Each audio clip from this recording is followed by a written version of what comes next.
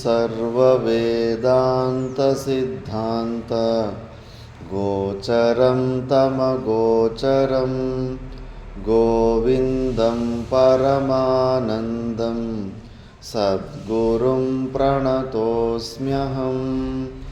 ఓం శాంతి శాంతి శాంతి. మనం వివేక చూడమని విచారణ చేస్తుంటిమి.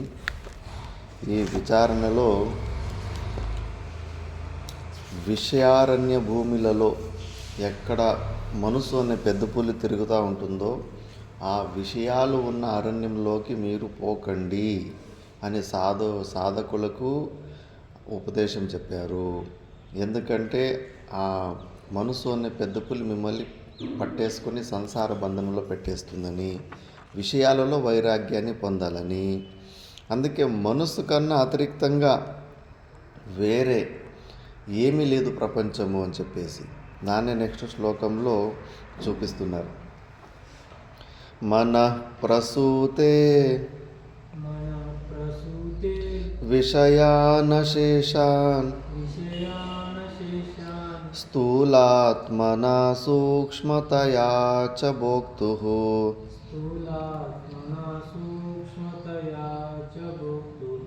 శరీరవర్ణాశ్రమజాతిభేదాన్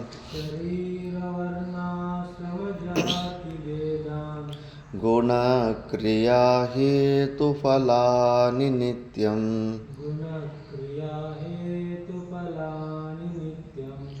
మనః ప్రసూతే విషయానశేషాన్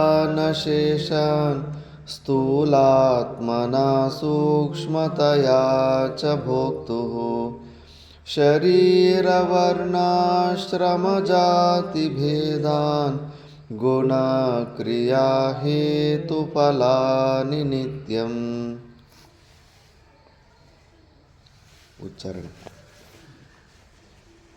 మనః ప్రసూతే విషయాన్ శేషాన్ స్థూలాత్మనా సూక్ష్మతయా చ భోక్తుః శరీరవర్ణాశ్రమజాతిభేదాన్ గుణక్రియా హేతుఫలాని నిత్యం.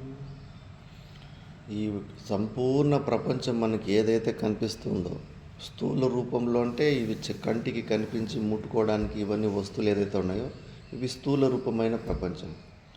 సూక్ష్మ రూపమైన ప్రపంచం అంటే స్వప్నంలో అంతా కల్పితమైనది. అంతా అన్ని ప్రకారాలు కూడా ఈ మనసే ఉత్పత్తి చేస్తుంది. మనసు కన్నా అతిరిక్తంగా బయట ప్రపంచం లేనే లేదు. మనసే ప్రపంచం. ఇప్పుడు ఈ దృష్టాంతం బాగా ఆలోచించాలి. ఎడారి భూమిల్లో ఎండమావులు కనిపిస్తాయి. ఎండమావులు అంటే పెద్ద పెద్ద నదులు పారుతున్నట్టు కనిపిస్తాయి. టార్ రోడ్లోనే ఎండాకాలం ముందు పోతుంటే ముందు రోడ్డు తడిసినట్టు కనిపిస్తూ ఉంటుంది ఎండలు ఎక్కువ ఉన్నప్పుడు. ఆ ఎడారిలో సూర్యుని కిరణాలు ఉన్నంతసేపు ఎలా ఉసుక నీళ్ళలాగా కనిపిస్తుందో, సాయంత్రం మళ్ళీ సూర్యకిరణాలు వెళ్ళిపోయిన తర్వాత మళ్ళీ కనిపించదో. అందువల్లనే కదా మనం దాన్ని అది నిజం కాదు, అబద్ధము అని డిసైడ్ చేసింది. అది భ్రాంతి, అది నిజమైన నీళ్ళు కాదు అని మనము నిర్ణయం చేసింది. ఏ యుక్తి ద్వారా మనం నిర్ణయం చేసాము అది సత్యమైన నీళ్ళు కాదని? అంటే సూర్యకిరణాలు అనే నిమిత్తం ఉన్నంతసేపే కనిపిస్తుంది. సూర్యకిరణాలు పోయిన తర్వాత ఆ నీళ్ళు కనిపిస్తలేదు కాబట్టి అది మిథ్య అని. ఏదో ఒక నిమిత్తంతో కనిపించి ఆ నిమిత్తం పోయిన తర్వాత ఇది వెళ్ళిపోతే కన్నా అది సత్యమైన వస్తువు కాదని మనము మన బుద్ధులని నిర్ణయం చేసేసాయి. మరి అదే బుద్ధిని ఇక్కడ ఈ ప్రపంచం మీదలో కూడా మనం ఆలోచించాలి. ఈ ప్రపంచం మనకు ఎప్పుడు కనిపిస్తుంది? మన బుద్ధులు మనసులు యాక్టివ్గా ఉన్నప్పుడు, మన మనసు బుద్ధులు పనిచేస్తున్నప్పుడు మనకి ఈ ప్రపంచం కనిపిస్తూ ఉంది. అది కూడా సాయంత్రం సూర్యకిరణాలు వెళ్ళిపోయినట్లే ఈ మనసు బుద్ధులు కూడా గాఢ సుషుప్తిలో, గాఢ నిద్రలో, స్వప్నాల్లో లేని నిద్రలో అవి విరమించుకునేస్తాయి. అవి వెళ్ళిపోతాయి. అవి వెళ్ళిపోయిన తర్వాత ఎక్కడుంది ప్రపంచం? ప్రపంచం నిజంగానే సత్యమైనదైందైతే ఈ మనసు బుద్ధులకి సంబంధం లేకుండా ఉంది ప్రపంచం అంటే కన్నా మనసు బుద్ధులు విరమిస్తే ప్రపంచం అంతా కనిపించాలి కదా. లేదు ప్రపంచం. అసలు లేనే లేదు. ఇది ఏది సత్యంగా కనిపిస్తోంది ఈ ప్రపంచం లేనే లేదు. స్వప్నంలో ఎలాంటి ప్రపంచాన్ని చూసామో ఇది కూడా అలాంటి ప్రపంచమే. దీనికి దమ్ము ధైర్యం ఉంటే కన్నా సుషుప్తిలో కనిపించమను, నిర్వికల్ప సమాధి స్థితిలో ఉన్న యోగులకి వాళ్ళకు కనిపించమను, మనసు బుద్ధులు లేకుండా ఈ ప్రపంచానికి కనిపించమను దమ్ముంటే. అక్కడ సూర్యకిరణాలు లేకుండా ఎడారిలో నీళ్ళు కనిపించమను దమ్ముంటే. సూర్యకిరణాలు లేకపోతే నీళ్ళు కనిపి ఎడారిలో సూర్యకిరణాల రిఫ్లెక్షన్ వల్లనే అది ఇసుక నీళ్ళలాగా కనిపిస్తుంది. ఇక్కడ మనసు బుద్ధులు లేకుండా దమ్ముంటే కనిపించమను ప్రపంచానికి. లేదు ఈ ప్రపంచం. మనసు ఉంటేనే కనిపిస్తోంది ప్రపంచం. అందుకే దీన్ని మిథ్యా అని శాస్త్రం చెప్పేది. ఈ నిమిత్తమే ఇది. ఆ మనసు అనే నిమిత్తం పోయిందంటే నిమిత్తే పాయ నైమిత్తికస్యపి అపాయ. నైమిత్తమైన ఈ ప్రపంచం లేదు, ఈ శరీరం కూడా లేదు, ఏ లొల్లి లేదు. ఎవడు మనకు దుఃఖాలు బయట నుంచి మనకు దుఃఖాలు కూడా రావు. మనకు దుఃఖాలు వస్తున్నాయంటే ఈ శరీరం మాధ్యం నుంచినే వస్తున్నాయి దుఃఖాలు.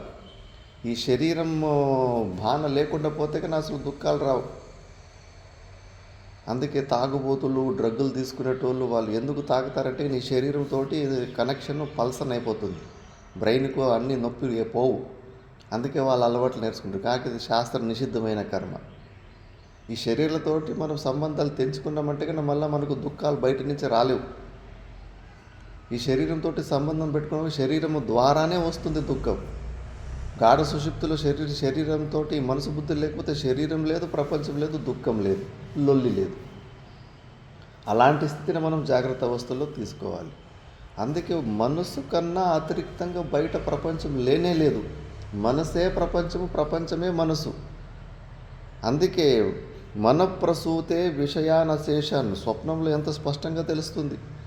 పడుకున్నాం, స్వప్నము ఎలాంటి జాగా అవుతుందంటే బుర్రలో ఒకటి చిన్న సుషుమ్న నాడి అని ఉంటుంది. ఆ నాడి ఎంత సూక్ష్మంగా ఉంటుందో భూతద్దంలో వేసి చూసినా కనిపించదు. అంత సూక్ష్మంగా, అంత చిన్న జాగా. అంత చిన్న జాగాలో ఎంత పెద్ద ప్రపంచాన్ని మనం చూస్తాం స్వప్నంలో. నదులు, కొండలు, ఈ చూసిన జాగ్రత్త కన్నా కొన్ని విచిత్రాలు ఎక్స్ట్రాగా స్వప్నంలో కనిపించేస్తుంటాయి. అవన్నీ ఎవరు సృష్టించారు, ఎట్లా సృష్టించారు? అక్కడ కష్టాలు వచ్చినప్పుడు అనుభవించలేదా, ఏడవలేదా? నిజంగానే భయంకరమైన నొప్పి వేస్తుంది అక్కడ. జనక మహారాజుకి పెద్ద సామ్రాట్ చక్రవర్తి అయింటాడు. స్వప్నంలో బిచ్చగాడైపోయి ఉంటాడు. ఆ తిండి కోసం అక్కడ ఇక్కడ భిక్షాటన చేసి స్వప్నంలో రాజ్యమంతా పోగొట్టిపోయి బిచ్చగాడైపోయి ఉంటాడు.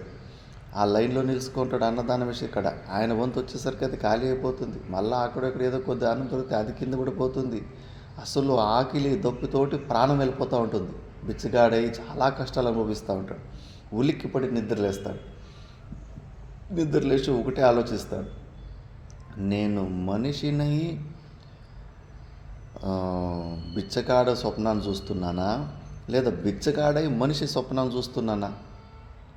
ఏది నా నిజమైన స్వరూపం? నేను రాజనా లేదా స్వప్నంలో ఉన్న బిచ్చగాడినా? స్వప్నము నిజమైన ప్రపంచమా లేదా పొగులు కనిపిస్తున్న ఈ ప్రపంచం నిజమైన ప్రపంచమా అని రెండింటికి తేడానే కనిపించలేదు. మరి అక్కడ నొప్పి అయితే నొప్పే కదా, అది అనుభవం అంటే అనుభవం కదా. స్వప్నంలో కష్టాలు వచ్చినాయి, నొప్పిలు అనుభవించినామంటే కానీ అంత సమయం దుఃఖంలోనే ఉన్నాం కదా. జాగ్రత్త అవస్థలో కూడా నొప్పిలు అనుభవించి ఇది కూడా అనుభవ రూపంలోనే ఉంది. నిన్న మొన్న అనుభవించింది నొప్పి అంతా అనుభవ రూపంలోనే ఉంది. స్వప్నంలో అనుభవించిన దుఃఖాలు కూడా అనుభవ రూపంలోనే ఉంది. ఏమి తేడా లేనే లేదు. స్వప్నానికి జాగ్రత్త అవస్థకు తేడా లేదు. మన బుద్ధి ఏమంటే విచారం చేసుకోకుండా పొగులు కనిపించే ప్రపంచము సత్యము, రాత్రి స్వప్నంలో కనిపించేది మిథ్య అని ఇది మనకు మోసం చేస్తుంది. మరి ఇది సత్యమైన ప్రపంచం అయితే కనుక నువ్వు 10 కోట్లు పక్కలో పెట్టుకొని మంచి పదార్థాలు పక్కలో పెట్టుకొని పనుకో. రాత్రిపూట్ల మళ్ళా నొక్కి అక్కడ బిచ్చకాడైనామంటే కన్నా ₹1 పనికిరాదు స్వప్నంలో. ఇక్కడున్న డబ్బులు, ఇక్కడున్న నీ సంపత్తు ఏమి స్వప్నంలో వచ్చిన కష్టాలని ఏమీ తీర్చలేవు. మరి అక్కడ స్వప్నంలో నువ్వు పెద్ద కోటీశ్వరుడు అయిపోయిండు, ఈ జాగ్రత్త అవస్థలో ఇప్పుడు నువ్వు పేదవాడుగా ఉంటే కన్నా స్వప్నంలో ఉన్న డబ్బులు ఇక్కడికి పనికిరావు. మరి ఇక్కడున్న డబ్బులు అక్కడ పనికిరావు, అక్కడున్న డబ్బులు ఇక్కడ పనికిరావు. మళ్ళీ దీనికి మాత్రం పగులు కనిపించే దీనికి మాత్రం సత్యమైన జగత్ అని పేరు పెట్టాము. స్వప్నంలో కనిపించే ప్రపంచానికి అది అబద్ధం అని చెప్పాము. విచారం చేయలేదు. ఊరికే అది డూప్లికేట్, ఇది ఒరిజినల్ అనే మనమే పేర్లు పెట్టుకున్నాం. దీనికి సత్యమైన పేరు పెట్టి ఏం ప్రయోజనము? ప్రతిరోజు రాత్రిపూట్ల కళలోకే పనికి వస్తలేదే.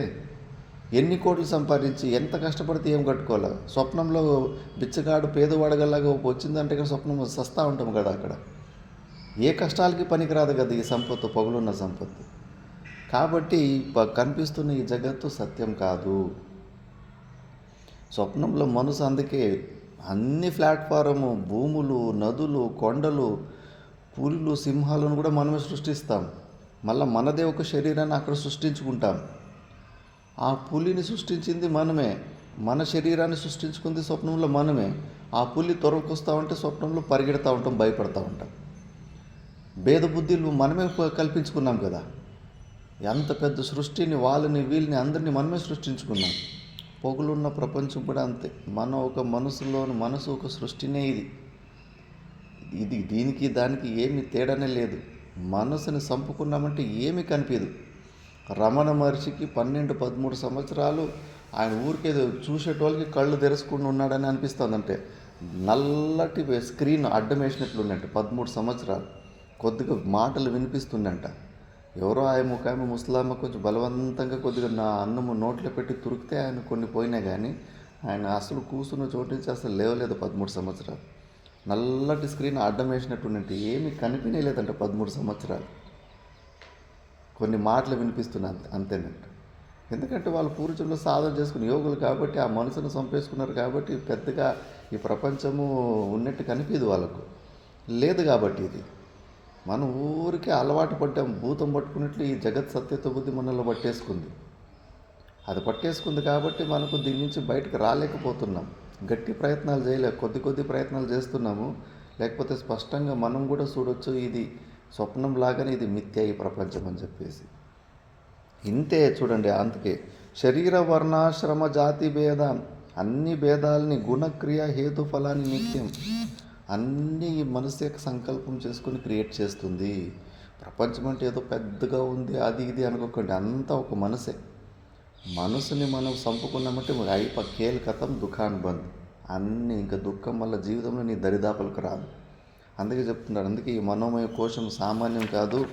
దీని గురించి బాగా ఆలోచించండి. ఇదే ప్రపంచం, ఇదే సంసారం, ఇదే దుఃఖం, ఇదే మన దరిద్రం. మనల్ని ఇబ్బంది పెడతా ఉండేది మనసే. దాని అవసరం మనకు లేదు. గాఢ నిద్రలో దాని అవసరం ఉన్న మనసు బుద్ధుల అవసరం మనకేమన్నా ఉందినా? గాఢ సుషుప్తిలో, స్వప్నాల్లో లేని నిద్రలో దీని అవసరమే లేదు మనకు. హాయిగా ఉంటాం మనం. అనవసరంగా దీన్ని పట్టుకొని ఏలాడుతూ ఉన్నాం మనసు బుద్ధులు. మనకు అవసరం లేదు అది. పదే నాకు ఏ శరీరం అవసరం లేదు, నాకు ఈ మనసు బుద్ధులు అవసరం లేదు అనే మళ్ళీ విచారం చేస్తుంటే దాన్ని వదిలిపెట్టేస్తాం. మనం ఏం చేస్తున్నాం? మనసు బుద్ధులకి పని చెప్తున్నాం. ఇంకా దాన్ని చూడు, దీన్ని చూడు, దాన్ని అనుభవించు, దీన్ని అనుభవించు. దానికి పని ఇస్తే కానీ అది ఊరికే ఉంటుందా? ఫుల్ ఉద్యోగం దొరికినట్టే అదికి. ఇంకా నేను ఫుల్ యాక్టివ్ మోడ్లో ఈ ప్రపంచం సత్యమనే చూపిస్తూ ఉంటుంది. అసలు దానికి ప్రతిరోజు నచ్చ చెప్పాలి. ఒరే మనసా, ఇన్ని రోజులు నన్ను నా చెవులో పువ్వు పెట్టావు, అసలు ఈ ప్రపంచం లేదు, ఈ శరీరం లేదు, ఇవన్నీ ఉన్నట్టుగా నాకు చూపించేసి లేనిపోని తిప్పలు పెడుతున్నావు. నాకు నీకు సంబంధం లేదు. ఇంకా నేను నీకేమి నువ్వు చెప్పే పని నేను ఒకటి చేయను. నేను ఇంకా కర్ణాటకలో ఒక యోగి, ఆయన పేరు మర్చిపోతే, ఒక యోగి కింతే వాళ్ళ గురువుకే ఉపదేశం చెప్తారు. నీ మనసు ఏమి చెప్తుందో దాన్ని చేయొద్దు అని. ఆ ఒక్క ఉపదేశం వల్ల ఆయన మోక్షాన్ని పొందేస్తాడు. ఫస్ట్ ఇంట్లో ఉంటారు, వయసు అయిపోయి ఉంటుంది, ఏదో పని చెప్తారు.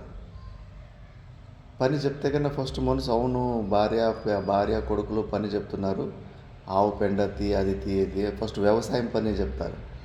చెప్తే కన్నా మా మనసు పోయి నువ్వు వ్యవసాయం పని చెయ్యి అని మనసు చెప్తుంది. కానీ గురువులో నువ్వు మనసు చెప్పింది మాత్రం చేయకు, ఇంకా వ్యవసాయం పని చేయడు.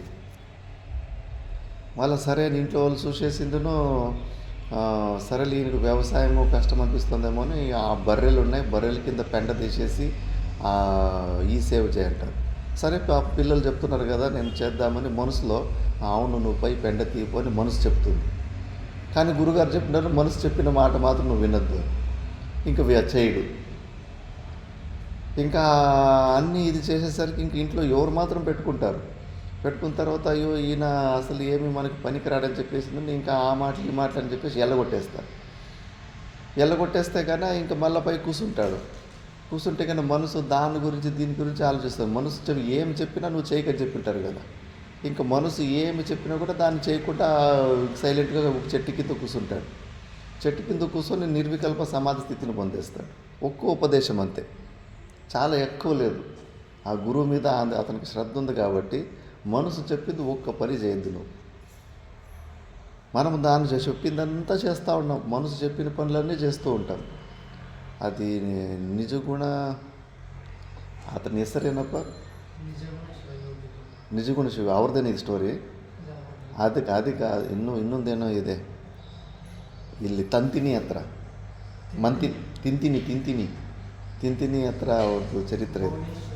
ಮೌನೇಶ್ವರ, ತಿಂತಿನಿ ಮೌನೇಶ್ವರು. ಇನ್ನೊಂದು ಹೆಸರು ಇದ್ದಾರಲ್ಲ ಯೋಗಿ ಒಬ್ಬ ಸಾಧು ಹೆಸರು, ಆ ಸುತ್ತಮುತ್ತದಲ್ಲಿ. ಅದು ನೆಟ್ಟಲ್ಲಿ ನೋಡಿ ಹೇಳ್ತೀನಿ, ಅದು ಅವ್ರ ಚರಿತ್ರೆ. ಇದು ಒಂದೇ ಉಪದೇಶ ಗುರುಗಳು, ನಿನ್ನ ಮನಸ್ಸು ಹೇಳಿದ್ದು ಕೇಳಬೇಡ ಅಂತ. ಅಷ್ಟರಲ್ಲಿ ಅವ್ರು ನಿರ್ವಿಕಲ್ಪ ಸಮಾಧಿ ಸ್ಥಿತಿಗೆ ಬಂದುಬಿಡ್ತಾರೆ. అందుకే ఈ మనోమయ కోశమే డేంజరు. మనసు కన్నా అతిరిక్తంగా అవిద్య అజ్ఞానం లేనే లేదు. కాబట్టి మనసు చెప్పిన పనులు ఏమీ చేయకూడదు. శాస్త్రము గురువులు చెప్పింది తప్పితే మనసు చెప్పిన ఏం పనులు చేయకూడదు. ఎంత మోసం చేస్తుంది. నీకు ఈ జాగాలో సుఖం లేదు, నువ్వు ఆ జాగానికి పోతే సుఖం వస్తుంది. సుఖం మనలో ఉన్నది ఆనందం, సహజానందం.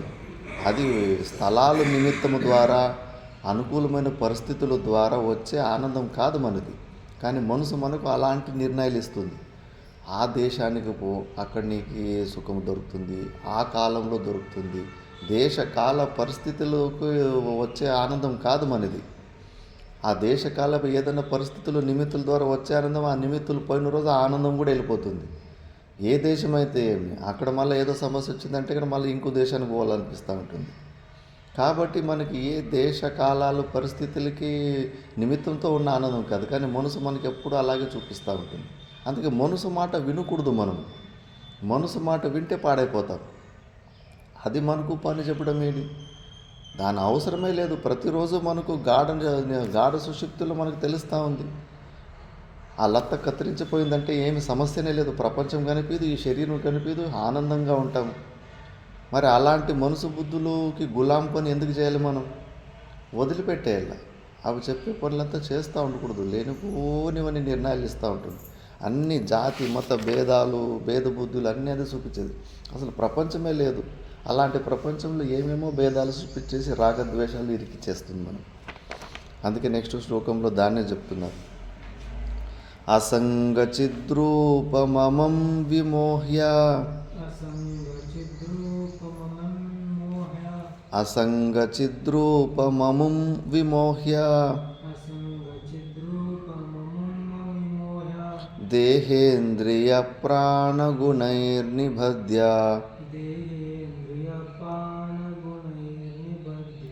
అహం మమేతి భ్రమయత్యజస్రం మనస్వకృత్యేషు ఫలోపభుక్తిషు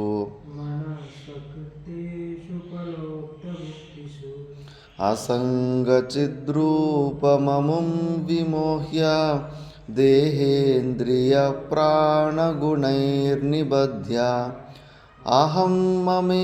అహం మమేతి భ్రమయత్యజస్రం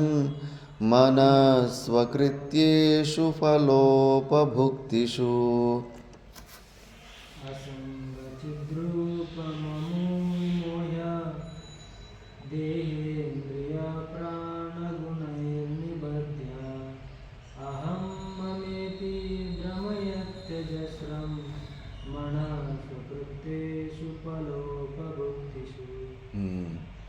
అసంగ చిద్రూపం అముం విమోహ్య. మన స్వరూపము అసంగం, చిద్రూపము, జ్ఞానస్వరూపము, ఆనంద స్వరూపము. అలాంటి స్వరూపం మనకు ఏమి మనల్ని ముట్టుకోలేదు. పంచభూతాలే మనల్ని ముట్టుకోలేవు, టచ్ చేయలేవు. మనమే చూడండి, ఆకాశాన్ని, ఖాళీ జాగాన్ని ఆకాశం అంటాం. ఖాళీ జాగాన్ని మనం ముట్టుకోనికి అవుతుందా? గాలినన్న కొద్దిగా చేతుల ద్వారా మనకు స్పర్శానికి తెలుస్తుంది. ఖాళీ జాగాన్ని ముట్టుకొని కూడా ఏం ముట్టుకుంటావు? అది ఏదైనా వస్తువు అయితే ముట్టుకోవచ్చు. మైకును ముట్టుకోవచ్చు. ఖాళీ జాగా, ఇక్కడున్న ఖాళీ జాగాని ఎట్లా ముట్టుకుంటావు? అదేం చేతికి దొరకదు. దానికన్నా సూక్ష్మంగా మన ఆత్మస్వరూపం ఉంది, జ్ఞానస్వరూపం. దాన్ని పంచభూతాలే దాన్ని ముట్టుకోలేవు. అలాంటి అసంగ చిద్రూపము, అలాంటి మన స్వరూపాన్ని విమోహ్య, అది కప్పివేసేసి దేహేంద్రియ ప్రాణగుణేర్ నిబద్ధ, ఈ శరీరంలో, శరీర సంఘాతంలో ఇదే నువ్వు అని, ఇదే నువ్వు అని మనకు తప్పుడు నిర్ణయం ఇస్తూ ఉంటుంది మనసు. మనకు ఈ శరీరానికి సంబంధమే లేదు, మనకు మోసం చేస్తూ ఉంటుంది. ఈ శరీరమే నువ్వు అని ప్రతి క్షణము అదే నిర్ణయం ఇస్తూ ఉంటుంది. మళ్ళా అహం మమేతి భ్రమయతి అజస్రం, నేను నా వాళ్ళు, అహం మమం భావాలు, ఈ భావాలు తెప్పించేస్తుంది, ఈ స్వార్థాలు. అయిపోయి ఇంకా బౌండరీలు వేసుకుంటాం. పెద్ద వాళ్ళకే ఈ మోహం వచ్చేస్తూ ఉంటుంది. అందుకే సన్యాస ధర్మాల్లో అన్నిటినీ వదిలిపెట్టేసి అపరిగ్రహానికి ఇది చెప్తారు. ఆశ్రమాలు కూడా బంధనానికి కారణమైపోతాయి. ఏదో శ్రవణ మన నిధిధ్యాసనానికి కొద్దిగా వాడుకుంటే పర్వాలేదు, లేదంటే వీటి మీద కూడా విపరీతమైన ఇంట్లో ఉన్నట్టే వీటి మీద కూడా స్వార్థము, మోహము అన్నీ వచ్చేస్తాయి. మా గురువులు తాత గురువులు, వాళ్ళ గురువులు మధ్యప్రదేశ్ ఓంకారేశ్వరంలో ఆశ్రమం ఒకటి నిర్మించాలన్నప్పుడు నాకు వద్దు నా వైరాగ్యాన్ని చూపిస్తారు. ఇంకా గురువులాగిని మనము నిరాకరించలేం కదా. మా తాత గురువులు పక్కలో ఒక ఆయన కృష్ణానంద మహారాజ్ అని ఉంటారు. వీళ్ళిద్దరూ 4-5 సంవత్సరాలు ఓంకారేశ్వరంలో మధ్యప్రదేశ్లో జ్యోతిర్లింగం ఉంటుంది. అక్కడ మార్కండే ఋషి తపస్సు చేసిన స్థలం అది. అంతకుముందు 4-5 సంవత్సరాలు ప్రతి చాతుర్మాస్యం వర్షాకాలం ఓంకారేశ్వరంలో ఉండి అప్పుడు టెంపరవరీ గుడ్స్ వేసుకునేవాళ్ళంట. గుడ్స్ నియమం ఏముంటుందంటే కన్నా 4 నెలల కోసం చిన్నగా ఏదో గిడ్డో కోసుకొని గుడ్స్లాగా వేసుకొని సాధువులు మళ్ళా చాతుర్మాస్యం కార్తీక మాసంలో ఏకాదశి వస్తుంది కదా, ఆ ఏకాదశి రోజు చాతుర్మాస్యం పూర్తి అయిపోతుంది. ఇంకా తిరిగి వాపసు వచ్చేసిన తర్వాత ఆ గుడ్స్ని తీసేసి అగ్గిపెట్టేస్తారు. ఎందుకంటే మళ్ళా అక్కడ గుడ్స్ అట్లే ఉంటే కానీ అది ఇల్లులాగా అయిపోతుంది, అది నాది అనే భావన వచ్చేస్తుంది, మళ్ళీ అక్కడికి తిరిగి రావాలనిపిస్తూ ఉంటుంది. అలా ఉండకూడదని చెప్పేసి ఆ చాతుర్మాసం అయితే బయటికి పోయినప్పుడు ఆ గుడ్స్ని కింద పడేసి కాల్చేసి వెళ్ళిపోతారు, బూడిద చేసేసి వెళ్ళిపోతారు. మళ్ళీ తిరిగి అక్కడ మళ్ళీ మోహం ఉండద్దు అని చెప్పేసి ఇది సన్యాసులకి నియమం ఉంటుంది. శుక మహర్షి ఒక ఆవులో పాలు పిదికేంతసేపే ఒక జాగాలో ఉండాలి, అంటే 10-15 నిమిషాలు, ఒక అరగంట అనుకోలేదంటే. దానికన్నా ఎక్కువసేపు ఒక జాగాలో కూర్చుంటే ఆ జాగా మీద మనకు మోహం వచ్చేస్తుందంట. అంత భయంకరంగా ఉంటుంది ఈ అహం మమ భావాలు. మనం ఊరికే అనుకుంటాం నాకేం అహంకారం లేదు, మమభావం లేదని. మనకు తెలియకుండా మనకు వచ్చేసి ఉంటుంది. ఈ దోషాల వల్లనే మా గురువులు పరమ గురువులు నాకు వద్దు ఆశ్రమం, మళ్ళీ ఈ మాయలో మోహంలో పడిపోతానని అన్నారంట.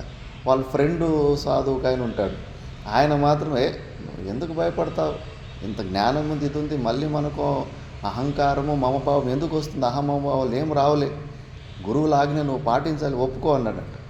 సరే అన్నట్టు. అప్పుడు వాళ్ళు 4-5 సంవత్సరాలు అక్కడ టెంపరవరీ, ఇది జాగా మనది కాదు, ఇది ప్రకృతిది జాగా అనుకొని టెంపరవరీ గుడిసెలు వేసుకొని వచ్చేస్తుండ్రి. అక్కడ ఒక రాగి చెట్టు ఉండే, ఇప్పుడు అది పెద్ద మాన అయింది. ఆ రాగి చెట్టు ఉంటే ముందు మేకలు మేకలు మేపేటోళ్ళు వస్తారు కదా, ఆ మేకలు ఆ రాగి చెట్టుని ముందు తింటా ఉంటే వీళ్ళకి సంబంధం లే, అడవిలో ఉన్న రాగి చెట్టు, వీళ్ళేమో అప్పుడు మేకలను తోలనీకి కూడా ఏం పోయేవాళ్ళు కాదు, సంబంధం లే కదా. అడవిలో చెట్లు ఉంటే మేకలు వచ్చి తినిపోతూ ఉంటాయి. అదే ఇప్పుడు ఆ జాగాలో వీళ్ళు కాంపౌండ్ వేసుకున్నారు, ఇప్పుడు ఆశ్రమం కట్టుకున్నారు కదా గురువుల ఆజ్ఞతోటి. వేసుకుంటే కానీ ఆ మేకలు వచ్చి ఆకలి తింటా ఉంటే మొదటి రోజు దానికి చుట్టూ తంతి కట్టేసాడంట, ప్రొటెక్షన్, ఆ రాగి చెట్టుని మేకలు తినకుండా ఉండడానికి. అయినా కూడా మేకలు అవి కూడా కాలు పైకి ఎత్తి పై నుంచి కొరికి మళ్ళీ ఆకలి తింటా ఉంటే దాన్ని తొరమేవాడంట. మా తాత గురువుల ఫ్రెండ్, మా తాత గురువులు చూసి నవ్వుకునేవారంట. మళ్ళీ ఒకరోజు ఆ మేక వస్తే ఒక కట్టి తీసుకొని భయంకరంగా కొట్టేశాడంట, కొట్టి తొరమాడంట. ఇంకా ఆ రోజు జోరుగా నవ్వాడంట మా తాత. కాదురా, నేను ఆశ్రమం వద్దురా అంటే కన్నా నువ్వే ఫోర్స్ చేసి ఆశ్రమం పెట్టాలంటివి. ఈ జాగాలో మనం 4-5 సంవత్సరాల నుంచి వస్తున్నాం, 4-5 సంవత్సరాల్లో కూడా మేకలు వచ్చి ఈ రాగాకిని తింటూ పోతున్నాయి. మనకు దానికి ఏమి సంబంధమే లేకుండా ఉండే. ఇప్పుడు ఈ జాగా నాది ఆశ్రమని బౌండరీ వేసుకున్న తర్వాత ఆ చెట్టు మీద మనకు మా మోహం రాలేదు, ఇది నా చెట్టు, మా ఆశ్రమం చెట్టు అని. మా మోహం వల్ల ఈరోజు ఏం చేస్తావు? ఆ మేకను కొడుతువి నువ్వు. అది పాపం పని కాదా? ఆ మేకకేమి ఆయన అది 5-6 సంవత్సరాల నుంచి తింటా ఉంది. అది నా చెట్టు, నేను తినే చెట్టు అని నా ఆహారం అని అది అనుకుంటా ఉంది. మధ్యలో నువ్వు వచ్చేసి ఇప్పుడు ఆ చెట్టు నాదేని నువ్వు అంటున్నావు. స్వార్థం వచ్చిందా లేదా? పోయిందా లేదా జ్ఞానం? నువ్వు చదువుకున్న జ్ఞానం మట్టిలో కలిసిపోయిందా లేదా? అహం మమ భావాలు వచ్చేస్తాయి లేదా? జాగ్రత్తగా ఉండాలి. ఇక్కడ కూడా అంతే. ఆశ్రమాలు, నా ఆశ్రమము, మా భక్తులు, మా ఆశ్రమ భక్తులు, ఉరుకుంది ఈరన్న భక్తులు మన భక్తులు కాదా? నాకు నేర్పిస్తారు గృహస్థులు. లేదు, అడవీశ్వర స్వామీజీ కూడా గేట్ వేసేసేవారు, నువ్వు గేట్ వేసేయి అని చెప్పేసి. వాళ్ళు ఏ ఉద్దేశం లేచినారో దొంగలు గింగలు రాకుండా అని చెప్పేసి. స్వార్థం ఉండకూడదు. మనకి తెలియకుండా ఇవి మనం ఇల్లులాగా స్వార్థాలు వచ్చేసి ఉంటాయి. మనది వాళ్ళది, వాళ్ళు వేరు వీళ్ళు వేరు అని ఏ భావన కొద్దిగా కూడా లోపల తెచ్చుకోవద్దు. భేద బుద్ధులు వచ్చినాయంటే పోయా. సంసారం ఇది, మళ్ళీ ఇంకేముంది, ఇల్లులాగానే ఉంటుందంతే. ఇది అంత జాగ్రత్తగా. అందుకే ఈ మనసు ఏం చేస్తుందంటే ఇట్లా అహమ్మమేతి భ్రమయతి అజస్రం, మోహాలు వచ్చేస్తూ ఉంటాయి. మా తాత గురువులు 13 ఆశ్రమాలు తయారు చేశారు. కొన్ని 2,000 కోట్ల ఆస్తులు, అంత పెద్ద పెద్ద ఆశ్రమాలు. 79 వయసు అయింది.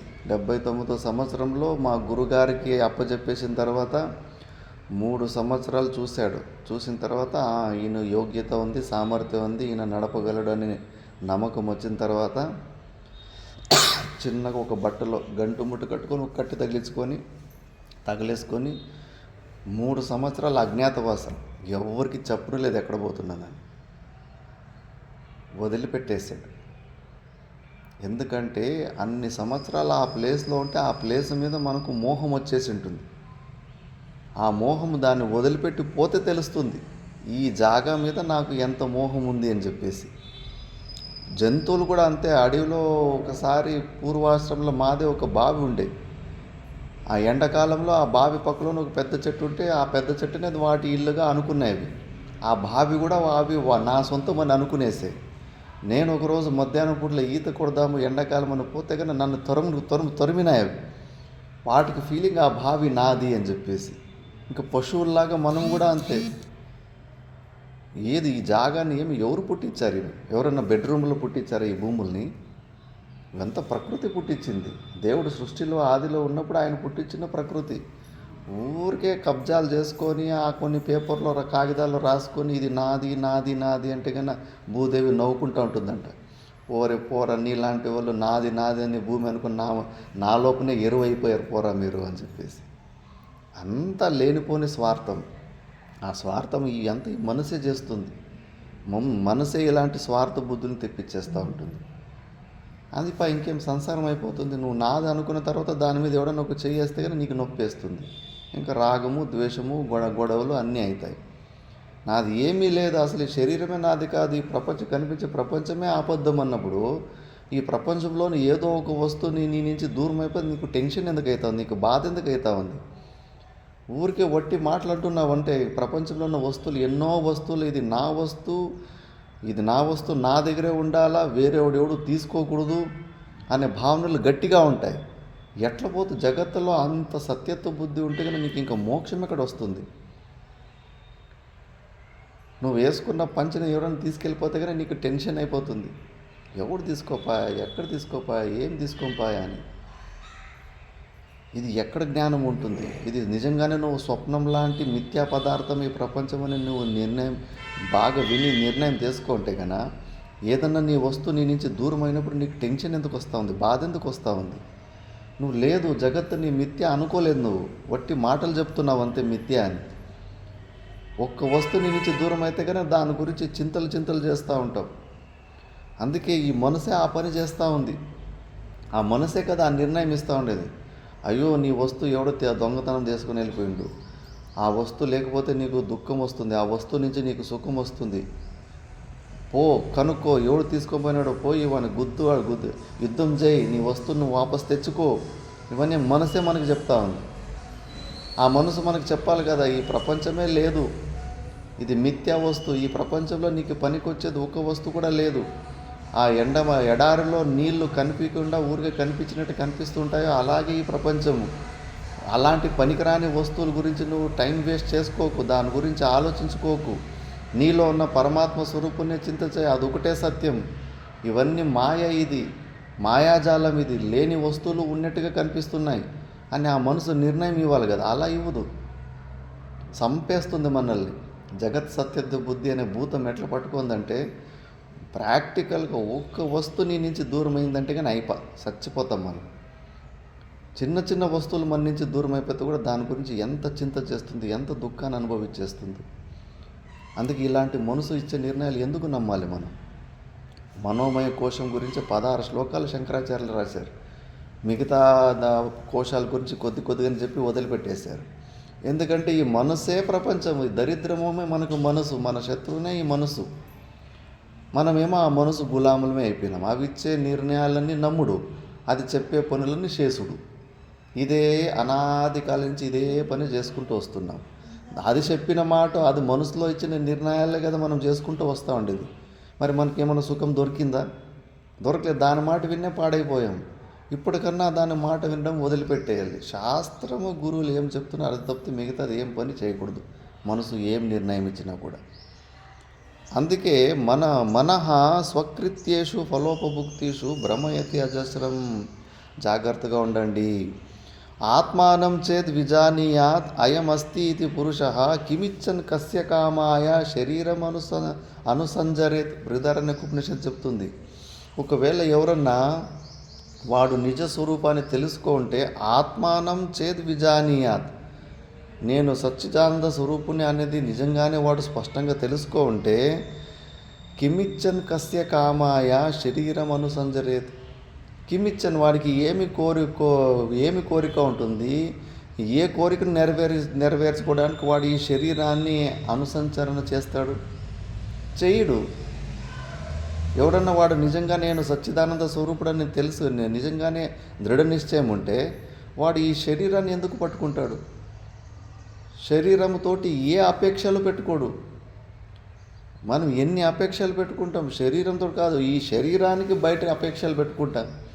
ఈ శరీరం సుఖంగా ఉండాలి, ఈ శరీరం నేను ఇంకా ఎక్కువ రోజులు బతకాలి, ఈ శరీరంలోనే బతికి ఉండాలి, అన్నీ ఈ శరీర భావనతోటి. ఎందుకంటే మనకి ఇంకా నిశ్చయం సరిగ్గా కాలే. నేను సచ్చిదానంద స్వరూపుడు అనే నిర్ణయము ఒట్టి మాటలు వింటున్నామంటే అది ఆచరణ రూపంలో ఇంకా అది ఫలీభూతం కాలేదు. నిజంగానే ఎవరైనా నేను సచ్చిదానంద స్వరూపుడు అని తెలుసుకున్న వ్యక్తి కిమిచ్చన్ కస్య కామాయ శరీరం అనుసంజరే, ఈ శరీరాన్ని ఎందుకు ఫాలో అవుతాడు? ఈ శరీరం అవసరమైన దేని ఏముంది మనకు? అస్సలు లేదు. ఈ శరీరం అవసరం మనకు లేనే లేదు. అనవసరంగా మనం దీన్ని ముందు వస్తుంది ఇందులోనే శరీర పోషణార్థిస్ అని అనవసరంగా దీన్ని పోషిస్తూ ఉన్నాం మనం. దీని అవసరం ప్రతిరోజు గాఢ సుషుప్తిలో మనకు యుక్తి ద్వారా సిద్ధమవుతుంది. ఇవన్నీ ఏమి లేకుండా ఉంటేనే మనం హాయిగా ఉంటాము. ఇవన్నీ ఎక్స్ట్రా ఫిట్టింగ్, ఇవే ఆవరణలు వచ్చి మన లోపల ఉన్న సచ్చిదానంద పరమాత్మని కప్పివేసేసాయి. అందుకే ఇవన్నీ మనోమూల సుషుప్తో అదర్శనాత్. సుషుప్తిలో మనసు లేనప్పుడు తదా మనసోలీనత్వాత్ అత స్వరూప సత్యా అవిద్యా మనోవినా బంధహేతుత్వభవత్. సర్వబంధహేతుత్వం మనసా ఏవ. అందుకే మనసు కన్నా పెద్ద అజ్ఞానం ఏమీ లేదు. మనసే అజ్ఞానం, మనసే సంసారం. మనసు లేదంటే కనుక సంసారం లేదు. ఈ విషయం తెలుసుకోండి అని. మళ్ళీ నెక్స్ట్ శ్లోకంలో ఇదానీం తస్య బంధద్వారా దుఃఖహేతుత్వం అధ్యాస ఇది అని. ఎట్లా అది మనకు ఈ శరీరంతో సంబంధం పెట్టేస్తుంది, ప్రపంచాన్ని సత్యం అని ఎందుకు చూపిస్తుందంటే అధ్యాసం అంటే భ్రాంతి ద్వారా మనకు అట్లా చేస్తుంది అని.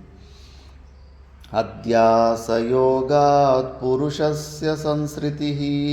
అధ్యాసయోగాత్ दोषात् అధ్యాసయోగాత్ अध्यासयोगात् పురుషస్య సంసృతిః అధ్యాసబంధస్త్వమునైవ కల్పితః अध्यासबन्धत्वमुनैव कल्पितः రజస్తమో దోషవతో వివేకినో रजस्तमो दोषवतो विवेकिनो జన్మాది దుఃఖస్య నిదానమేతత్ जन्मादिदुःखस्य निदानमेतत् అధ్యాసయోగాత్ పురుషస్య సంసృతిః అధ్యాసబంధస్త్వమునైవ కల్పితః రజస్తమో దోషవతో వివేకినో జన్మాది దుఃఖస్య నిదానమేతత్ अध्यासयोगात् पुरुषस्य संसृति अध्यासबन्धस्त्वमुनैव कल्पितः रजस्तम తమోదోష रजस्तमो दोषवतो विवेकिनो जन्मादिदुःखस्य निदानमेतत् అధ్యాసయోగాత్ పురుషస్య సంస్కృతి. అధ్యాసం అంటే అతస్మిన్ తద్బుద్ధి అని. ఇప్పుడు కింద తాడుబడి ఉంటుంది, దూరం నుంచి చూసి దాన్ని పాములాగా కనిపిస్తుంది, అదే భ్రాంతి. మనలో కళ్ళు దాన్ని చూస్తూ ఉంటాయి, లోపల సాక్షి భాష్యం అది. తాడున్న అది పాములాగా మనకు కనిపిస్తూ ఉంటుంది, అది భ్రాంతి. అది ఆ పని చేసేది ఎవరు? ఈ మనసే. రజోగుణము తమో గుణము ద్వారా, ఫస్ట్ తమో గుణం ద్వారా అక్కడ ఉన్న తాడుని కనిపించకుండా మూసేస్తుంది. దాని తర్వాత రజోగుణం ద్వారా విక్షేపే శక్తి ద్వారా అది పాములాగా చూపిస్తుంది. అధ్యాస బంధస్తు అమునా ఏవ కల్పిత. ఈ మనసు ద్వారానే అవన్నీ లేనిది అక్కడ ఉన్నది ఒక వస్తువు అయితే మనకి మనసు వేరేలాగా చూపిస్తూ ఉంటుంది. రజస్తమో దోషవత అవివేకిన జన్మాది దుఃఖస్య నిదానమేతత్. రజోతమో గుణాల ద్వారా అది మనకు లేనిది ఉన్నట్టుగా చూపిస్తూ ఉంటుంది. మనసుకు ఆ శక్తి ఉంటుంది. మీరు కొత్త వాళ్ళు వచ్చారు కాబట్టి కొన్ని దృష్టాంతాలు నేను మళ్ళీ చెప్తూ ఉంటాను. మనసుకు ఒక వ్యక్తిని, దేవుడు అంటేనే నమ్మకం లేని వ్యక్తిని సైకాట్రిస్టులు పరీక్ష చేయాలని తీసుకెళ్తారు. వాడిని ఇట్లే టేబుల్ మీద కూర్చొని పెట్టింటారు. ఈ సైడ్కి ఒక పలక పెడతారు, ఆ పలకకు ఒక రంధ్రం పెడతారు. ఆ రంధ్రంలో వాడు ఇట్లా కుడి చేయి ఇట్లా లోపల పెట్టి ఇట్లా పెట్టాలి. ఇప్పుడు వాడు కుడి చేయిని వాడు చూసుకోలేడు, పలక అడ్డం ఉంటుంది. ఇక్కడ ఒక టేబుల్ మీద ఒక రబ్బర్ చేయి పెట్టి రబ్బర్ చేయిని భుజం మీద పెడతారు. ఊరికి ఇట్లా భుజం మీద పెడతారు. వాడికి చెప్తారు, చూడు ఈ రబ్బర్ చేయిని నీకు ఈ శరీరానికి మేము కనెక్షన్ ఇచ్చేస్తాము అని. ఊరికి మీది పెడితేనే కనెక్ట్ అయిపోతుంది అంటాడు. వాడు మొసలే దేవుడు దయ్యం అంటే నమ్మేవాడు కాదు, నాస్తికుడు. వాడు నవ్వుతాడు, నాకు ఇచ్చోడు అనుకున్నారా, ఊరికి రబ్బర్ చేయిని మీద పెట్టేస్తే అది నాకు కనెక్ట్ అయిపోతుందా, చూడు మేము చేస్తామంటారు. ఆ సైకాట్రిస్టుల దగ్గర ఒక టెక్నిక్ ఉంటుంది. ఈ బ్రూ మధ్య కొన్ని మిషన్ల ద్వారా ఇట్లా తిప్పి అక్కడ తిరుగుతూ ఉంటుంది. దాన్ని చూడమంటారు. దాన్ని చూస్తూ ఆ భ్రాంతిలోకి తీసుకెళ్ళిపోతారు. హిప్నోటసిస్ అంటారు దాన్ని. వెళ్ళిపోతే కన్నా మనం కొంచెము తెలివితేటి మత్తులో ఉన్నట్టు అయిపోతాడు వ్యక్తి. వివేకం కొద్దిగా కోల్పోతాడు.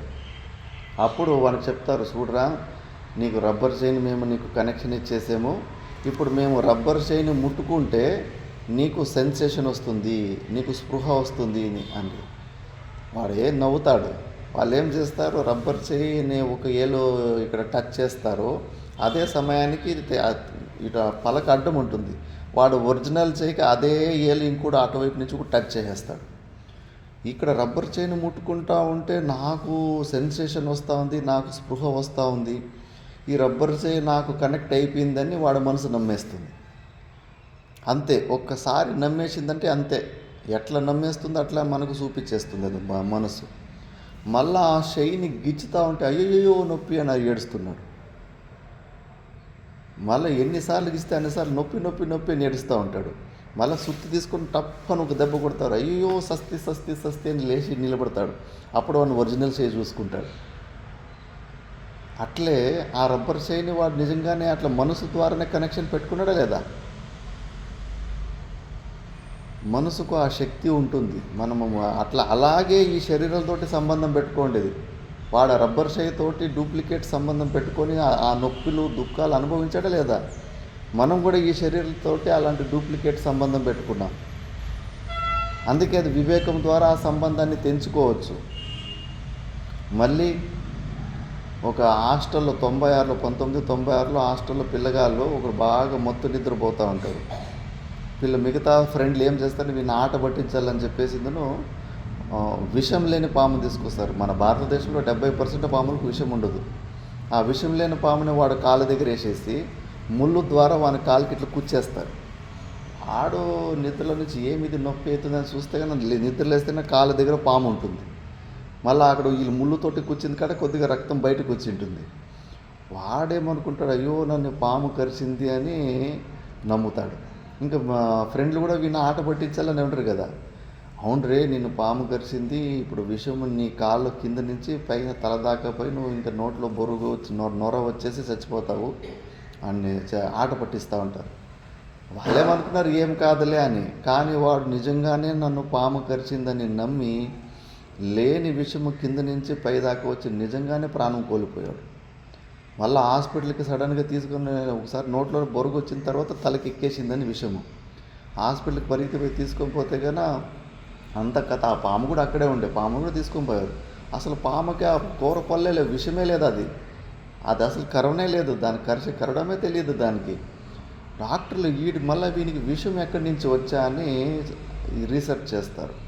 అర్థమే కాలేదు వాళ్ళకు. ఎట్లా పాములో విషం లేనే లేదు, దానికి కరిచే ఇదే లేదు, మరి విషం ఎక్కడి నుంచి వచ్చా అని మళ్ళా శాస్త్రం కాడికే వస్తుంది. విషము వాడి శరీరంలోనే ఉత్పన్నమైపోయింది. మనసుకు ఆ శక్తి ఉంటుంది. ఈ ప్రపంచంలో ప్రతి ఒక్క వస్తువు కూడా పంచభూతాల నుంచినే ఉత్పన్నమైండేది. 5 వస్తువులు, ఆకాశము, గాలి, అగ్ని, నీరు, పృథివీ, ఈ పంచభూతాలు. వీటి ద్వారానే అంత మిక్స్ అయిపోయి మిగతా వస్తువులన్నీ ఉత్పత్తి అయినాయి. ఈ 5 పంచమహాభూతాల్లో అన్ని ఏది పరమాణువులు అణు ఉంటాయో దాన్ని ఆటం అంటారో, ఎలక్ట్రాన్ అంటారో, అవి అన్ని వస్తువుల్లో ఉంటాయి. మన శరీరంలో కూడా పంచభూతాల్లో ఉన్న ఒక్కొక్క అంశం అన్నీ ఉంటాయి మనలో. పంచీకరణం అని దాన్నే అంటారు, అన్నీ మిక్స్ అయి ఉంటాయి. అందుకే వాడు మనసు ద్వారా దృఢంగా నమ్మినాడు కాబట్టి ఆవు కరిసింది అని. నిజంగానే ఆ విషము కింద నుంచి ఆ శరీరంలోనే ఉత్పత్తి అయిపోయింది. మనసుకు ఆ శక్తి ఉంటుంది. ఎట్లా ఊహించుకొని దృఢంగా ఊహించుకుంటామో అట్లా తయారైపోతాయి వస్తువులు. అందుకే యోగులకి ఆ మనసు మీద బాగా కంట్రోల్ ఉంటుంది కాబట్టి ఈ మొబైల్ని యాపిల్ చేసేస్తారు, ఈ మైక్ని పాము చేసేస్తారు, పాముని మైక్ చేసేస్తారు. ఏ వస్తువునైనా ఏ వస్తువులాగా తయారు చేస్తారు. మా గురువులు తాత గురువులు నీళ్ళు తీసుకొని నెయ్యి చేసేసేవాళ్ళు. వంట సామాను ఏ సామాను తక్కువ ఉన్నా కూడా రాకపోతే కానీ రావడానికి లేట్ అయితే కానీ ఫస్ట్ నీళ్ళు తీసుకున్నాడు, దాన్నే మిరపకాయలు చేసుడు, దాన్ని నెయ్యి చేసుడు, దాన్ని టమాటో చేసుడు, అన్నీ చేసుడు. మళ్ళీ అవి లేటుగా వచ్చిన తర్వాత మళ్ళీ నదిలోకి వేసేసేవాడు. నేను నర్మదా అమ్మ దగ్గర అప్పు తీసుకున్నాను, ఆ అమ్మకి ఇచ్చేయండి వాపసు అని. ఎట్లా చేస్తారు వాళ్ళు? ఆ మనసుకి అంత ప్రతి ఒక్క వస్తువులోనూ పంచభూతాల పరమాణువులు ఉంటాయి. మన మనసుతోటి ఏకాగ్రతతోటి కెపాసిటీ ఉంటే కానీ ఆ వస్తువుని మనం అట్లా చేంజ్ చేయొచ్చు. వీడు ఇప్పుడు ఆ పాము కరిచిందని దృఢంగా నమ్మినాడు కాబట్టి వాడి శరీరంలోనే ఆ విషం ఉత్పత్తి అయిపోయి నెత్తికెక్కింటుంది. మనసుకు ఇంత కెపాసిటీ ఉంటుంది. అందుకే మనం ఎప్పుడు నకారాత్మకంగా ఆలోచించకూడదు. పని అవుతుందో లేదో అని అనుమానం ఉంటే నిజంగానే ఆ పని కాదు, అవుతుంది అని బాగా దృఢంగా నమ్మి పని చేస్తే అది అవుతుంది. కాలు గుంజేటోళ్ళు 1000 మంది చెప్పిన 1000 మంది ఏది కాదు అన్నప్పుడు నీ మనసులో మాత్రం గట్టిగా ఇది అవుతుంది అని గట్టిగా ఉండాలి, అంత పాజిటివ్గా ఉండాలి. ఎందుకంటే మనం మనసులో ఎలా ఆలోచిస్తామో అలా అయిపోతాయి పనులు. కాబట్టి ఇవన్నీ కూడా మనసే చేస్తుంటుంది. ఇలాంటి మనసుతోటి మనము ఎప్పుడు రోజు సంఘంలో ఉంటే కన్నా మన బతుకు నాశనం కాదు. అలాంటి మనసుతోటి సంబంధం ఎందుకు పెట్టుకోవద్దు. అందుకే ఆ మనసుకు ఖాళీగా వదిలిపెట్టేస్తే అవి ఇవి ఆలోచిస్తూ ఉంటుంది. దానికి సమయాన్ని ఇవ్వకుండా ఇట్లా సత్సంగాలు, సేవలు, పూజలు, జపము, వీటి ద్వారా మనసుకు మనకి భగవంతు మోక్షానికి అనుకూలమైన పనులు చెప్పాలా. లేకపోతే అది సంసారం గురించి ఆలోచిస్తూ ఉంటుంది, మళ్ళీ మనల్ని ఆ బంధంలోకి నెట్టేస్తూ ఉంటుంది. అందుకే రజస్తమో దోషవత అవివేకిన జన్మాది దుఃఖాసి నిదానమేతాది. అన్ని దుఃఖాలకి మూల కారణం ఈ మనసే. మనసు అది లేని వస్తువుని ఉన్నట్టుగా చూపించేస్తూ ఉంటుంది. అందుకే చాలా చాలా జాగ్రత్తగా ఉండాలి ఈ మనసు. ఇప్పుడు ఇంకో దృష్టాంతం వస్తుంది ఉపనిషత్తులు. ఇద్దరు తల్లిదండ్రులు ఉంటారు, ఇద్దరికి ఒక్కొక్క కొడుకే ఉంటాడు. ఉంటే కన్నా వ్యాపారులు వాళ్ళు. ఇద్దరు కొడుకుల్ని వ్యాపారానికి పంపిస్తారు. గుర్రాల మీద కొన్ని వేల కిలోమీటర్ పోయి ఏదో బట్టల వ్యాపారం ఏదో వ్యాపారానికి. వాళ్ళని దారిలో డాకులు అటాక్ చేసేసి చంపేస్తారు. ఒకరిని బాగా లూటీని చేసుకుంటారు, ఒకరిని చంపేసి ఉంటారు, ఒకడు బతికింటాడు. అది 1000 కిలోమీటర్ దూరంలో ఉంటుంది. ఇంకా అక్కడి నుంచి శవాన్ని తీసుకొని రాలేడు కదా, పొద్దు అయిపోతుంది. అందుకే బతికినోడు సచ్చినోడి అంత్య సంస్కారాలు చేసి వాళ్ళ ఊరికి తిరిగి వచ్చేసరికి చాలా లేట్ అయింది. ఆ లోపల ఆ దారిలో ఆ ఊరు వ్యక్తి ఎవరో వచ్చేసరికి ముందుగా ఇన్ఫర్మేషన్ వచ్చేసింది. అయ్యో మీ కొడుకులు ఇట్లా పోతుంటే డాకులు అటాక్ చేసినారు, ఎవరు కొడుకు బతికింటే అక్కడ పోయేసి మీ కొడుకుని చంపేసిండ్రు, అతని కొడుకు బతికినాడని ఉల్టా చెప్పేసింటాడు. ఇంకా వాళ్ళ కొడుకు బతికి ఉన్నా కూడా నా కొడుకు చచ్చిపోయినాడనే దుఃఖంతో వాళ్ళ తల్లిదండ్రులు కూడా ప్రాణం కోల్పోతారు. చూడు మనసు ఎంత పని చేస్తుందో. వాళ్ళ కొడుకు బతికే ఉన్నాడు, లేడు అనే భ్రాంతి వచ్చేస్తే వాళ్ళ ప్రాణమే పోయింది. యథార్థంతో పనే లేదు మనసుకు. అది ఉన్నా కూడా లేదని మనసు నిర్ణయం చేసిందంటే అయిపోతుంది స్వాహ. మరి అలాంటి మనసు ఇచ్చే నిర్ణయాలు మనం నమ్మాలనా? నమ్మొద్దు. కాబట్టి ఆ మనసు గురించి బాగా ఆలోచన చేయండి.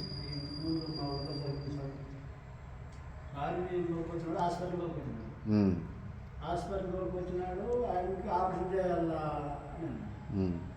ఇట్లా కొంచెం మీద కూర్చున్నాడే అన్నాడు, అట్లే పోమలేదు, అట్లే వారం కాలం ప్రాణం ఇచ్చేసిండు. ఆయన ఆపరేషన్ చేయాలని ఆయన బాగానే ఉన్నది. ఆయనకు ఆపరేషన్ అవుతుందన్న విషయాన్ని విని ఈయన కోమాకి వెళ్ళిపోయిండు. భర్త మోహం. ఆ మోహం అనేది, అందుకే మనము బాధ్యతలు ఉండాలి. భార్య మీద పిల్లల మీద బాధ్యత అయితే ఉండాలి, కానీ మోహం ఉండకూడదు, విపరీతమైన మోహం ఉండకూడదు. ఆ విపరీతమైన మోహం ఉన్నప్పుడు వాళ్ళు మన నుంచి దూరం అవుతున్నారని వార్త వచ్చిందంటే పుత్రో నష్ట అహం నష్ట, కొడుకు చస్తే వాడు చచ్చిపోతాడు. అంతెందుకు ఇల్లు కాలిపోతుందన్న వార్త ఉంటే కనుక ఈ మనిషి కూడా చచ్చిపోతాడు. ఆ ఇంటి మీద అంత మోహం ఉంది అంటే ఆ మోహం అంత ఘోరంగా ఉంటుంది. అందుకే ఆ మోహాలు విపరీతంగా పెట్టుకోవద్దు. ఈ ప్రపంచంలో ఏది పనికి వచ్చే వస్తువు ఒకటి లేదు. ఎంతవరకు ఉండాలో బాధ్యత అంతే పెట్టుకోవాలి. విపరీతంగా ఓవర్ మోహం పెట్టుకుంటే కానీ అది నీకు దుఃఖం వేస్తుంది. అవన్నీ ఎవరు మనసే చేస్తూ ఉంటుంది. ఆ మనసుని అందుకే మనం దాని మాటలు వినకూడదు అని. ఇంకా మిగతాది మనం సాయంత్రం క్లాస్లో చూద్దాం. ఓం పూర్ణమదః పూర్ణమిదం పూర్ణాత్ పూర్ణముదచ్యతే పూర్ణస్య పూర్ణమాదాయ పూర్ణమేవావశిష్యతే.